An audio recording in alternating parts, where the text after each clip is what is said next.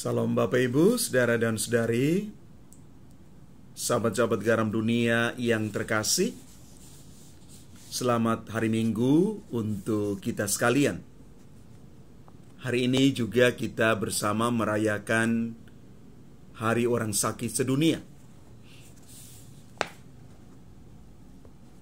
Penyakit kusta di dalam kitab Imamat bab 13 itu digambarkan dengan tanda-tanda seperti ada bengkak atau bintil-bintil, atau seperti panau berwarna putih pada kulit.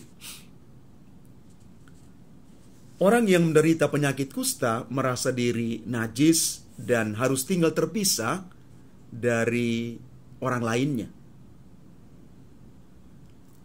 Injil Markus bab 1 ayat 40 sampai dengan 45 mengisahkan bahwa ada orang yang sakit kusta itu datang kepada Yesus.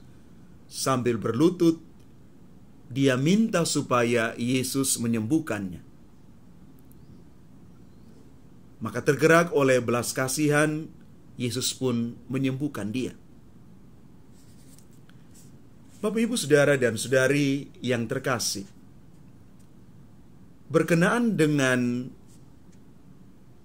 hari ini, ketika kita bersama seluruh umat merayakan Hari Orang Sakit Sedunia, gambaran tentang orang sakit kusta, baik di dalam kitab Imamat maupun di dalam Injil Markus, mengantar kita untuk merenungkan tentang makna bagaimana kita merasa diri sebagai orang yang sakit,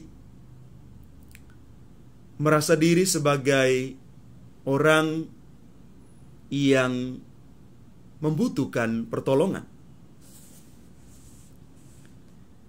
Maka siapapun orangnya, entah penderita kusta atau juga penyakit lainnya, perlu merasa diri bahwa dia sementara sakit. Maka melalui kesadaran ini,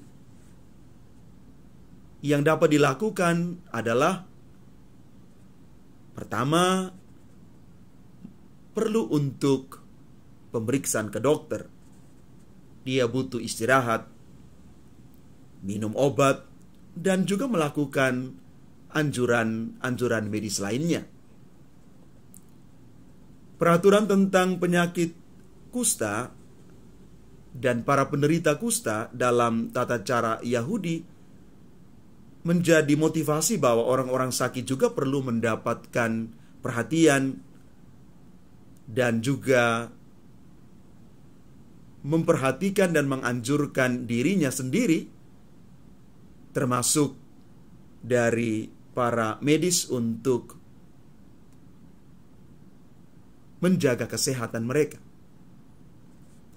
Yang kedua, belajar dari orang kusta dalam Injil Markus bab 1 ayat 40 sampai 45. Setiap orang yang menderita sakit itu perlu menyadari bahwa Yesus adalah tabib utama yang dapat menyembuhkan mereka. Oleh karena itu, orang sakit juga perlu belajar untuk rendah hati dan percaya serta mengandalkan Tuhan. Selain mereka yang menderita sakit, adalah baik bahwa di antara kita yang mungkin tidak sakit, perlu juga perhatian. Ada waktu untuk bisa menjenguk, memberikan penghiburan, mendoakan mereka yang sakit.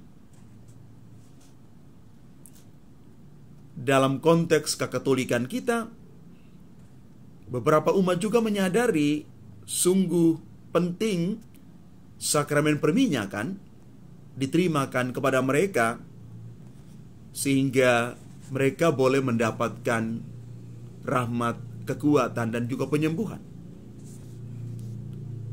Dan para asisten imam atau juga di tempat lain dikatakan sebagai prodiakon itu begitu tekun dan setia mengantar komuni kudus untuk orang-orang sakit. Inilah yang dikatakan oleh Paus Fransiskus, tindakan ini adalah belas kasih pastoral. Ini adalah ungkapan kehadiran dan kedekatan kita dengan mereka yang sakit. Paus sendiri menegaskan bahwa pelayanan untuk orang sakit itu adalah tugas bagi semua orang yang dibaptis, dengan kembali mengingat sabda Yesus, "Ketika aku sakit, kamu melawat aku." Injil Matius bab 25 ayat 36. Karena itu mari Bapak Ibu, saudara-saudari yang terkasih, kita bersama-sama memiliki perhatian untuk merawat kesehatan kita dan juga menaruh belas kasih kepada sesama kita yang sementara menderita sakit penyakit. Semoga kita menjadi orang-orang yang punya hati untuk mereka yang memerlukan pertolongan, memerlukan pendampingan saat mereka dalam keadaan sakit. Tuhan memberkati kita sekalian. Amin.